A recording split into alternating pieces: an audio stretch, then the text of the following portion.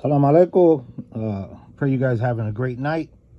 Um, I'm continuing on the book Mbongi, and we are reading the political organization of Mbongi. Just giving you guys a little information, if you don't have, if you don't know already, how the Bakongo Bantu people structured and how they ran, their communities. There's a very interesting way of how they understood life in itself in totality. So we're going to begin here. It's in chapter 3, Political Organization of Mbongi. And here we go. I hope I don't make no mistakes.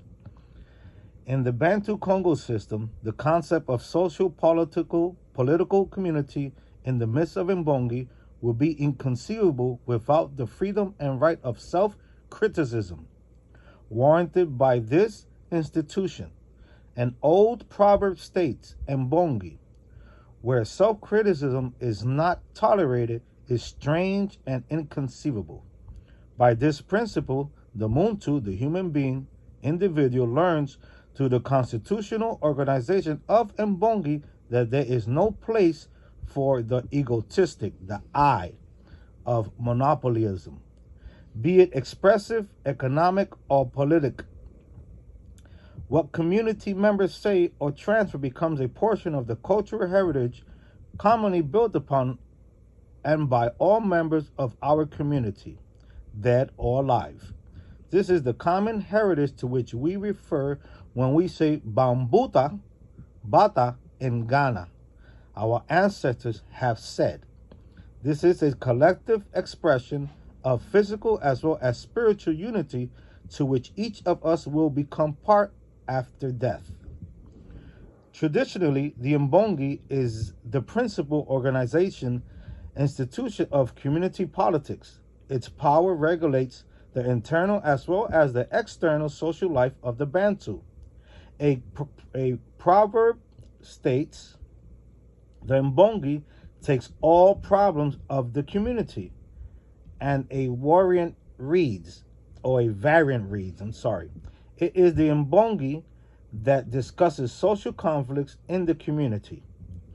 Throughout the whole organization of the Mbongi as well as its constitution lies what is called self-criticism. Freedom of speech and of expression are the first principles in debate or conversations in the Mbongi. Absolutely everyone in the midst of this situation has the right of speech with absolute respect, old or young, male and female, and all have the right of the word in the Mbongi. It is of legal power in the Kikongo Mbongi not only to sit in but to express one's opinion as well while sitting in the community Mbongi. It is clear that because of her diverse daily responsibilities, not only familial but also domestic, sparing as well as economic, the political activity of female in the Mbongi, given limited time, are and were slight, meaning that the woman, because the woman was always doing, and have responsibilities, it was hard for them to be all the time in the Mbongi, involved in the political things, but not that they were not. The woman's major participation as a political member of the Mbongi government remains that of counselor, keeper of valuable documents such as mokolo, knotty ropes, and witness in many cases, mostly those related to land, forests, and diplomacy of the community. This is for the simple reason that women are most in contact with the community lands. They are respected as best farmers according to the African agricultural practices, for economic reasons and for their skill in management of family affairs.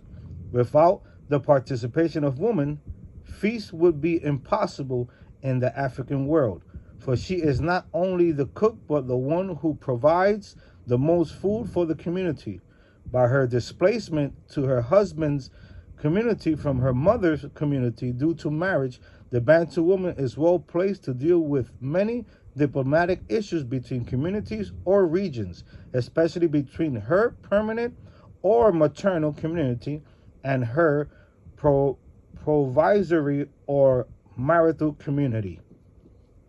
The policy of Mbongi and its community organization is seen from afar as powerful, strong, and more stable than of many African modern governments which have been installed with the help of machine guns provided by Moscow and Washington.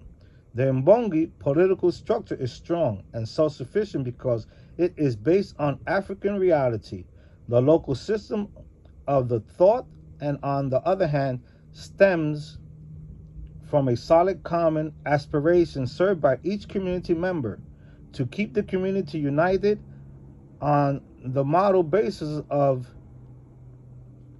self-criticism and co-leadership, which is in reality profoundly solid and the foundation of the community power which keeps it above corruption. For a community united through physical, political, or social Mbongi, corruption or the corruptibility of a community is a cancer which can attack and completely destroy any community through all means and at all levels, until it becomes the total destruction of the community and the country as well. Corruptibility is shameful within a community. It intimidates, and there is neither success nor possible development through intimidation because it destroys completely.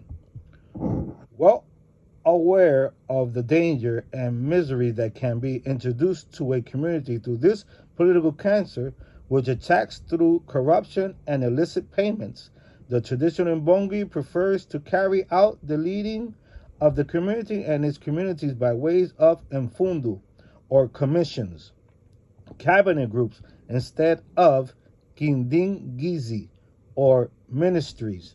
It should be said that the Bantu people who are aware of their traditional system know that it is easier to corrupt or to exploit ministerial policy led by one individual than a policy led by mfundu, commissions, or cabinet group. There is a saying, the commission of Mbongi, which reveals social problems and their causes, are incorruptible. The individual member of the community, no matter who he may be, can easily be corrupted, but it is not easy to corrupt the whole Mfundu or its members without causing they would say a hubbub. A hubbub. I gotta look that up. I really don't know what that hubbub word means. This is from chapter 3, Political Organization of the Mbongi. I hope you guys understood my reading. I think I made one or two little mistakes, but my writing glasses are working. I can see the letters much better. Have a great night. Peace. Be safe, guys.